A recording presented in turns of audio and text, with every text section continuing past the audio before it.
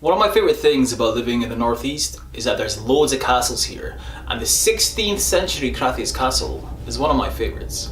If you travel towards the castle from the east of the estate, you pass through these incredibly spooky woods. You see, beautiful as Crathes is, it's really spooky. You see, Crathes castle has a really dark history. This is the story of the Green Lady. Welcome to Paranormal Scotland. How far are you willing to believe?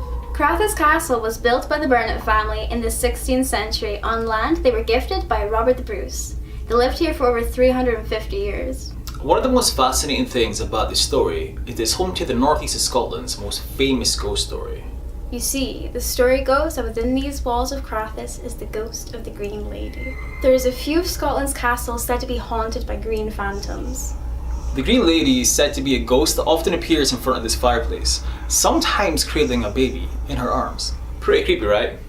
Definitely, especially since the locals believe the Green Lady to be a servant girl that went missing in the mid-1600s after falling pregnant out of wedlock, who vanished never to be seen again.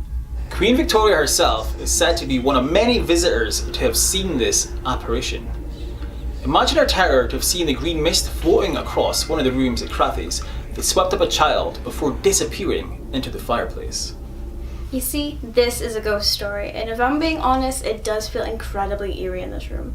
This tale took a sinister turn in the 1800s whilst the castle was being renovated, when beneath the hearthstone of the fireplace the workmen uncovered the remains of a woman and a child.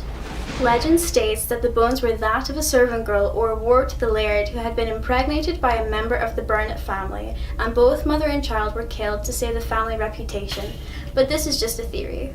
This does seem like a likely scenario, as the Green Lady often manifests in this same room. Wearing her green robe, she glides serenely back and forth from the fireplace, sometimes cradling an infant in her arms. Visitors to the Green Lady's room say her appearance is often signified by sudden temperature fluctuations, and her room itself gives off a sense of dread. She has been known to appear to members of the Burnet family.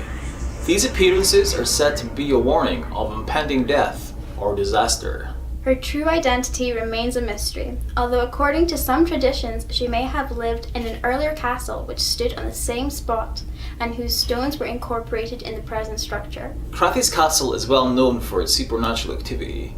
The Green Lady is not alone. A ghost known as the White Lady turns up from time to time. She was said to be the lover of Alexander Burnet, Bertha, who was poisoned by Lady Agnes, who deemed her unworthy of becoming wife to her son. Are these phantoms really a victim of foul play? Is the castle really haunted, or is it just a trick in the light? I guess we will never really know, and it's a choice that we leave up to you.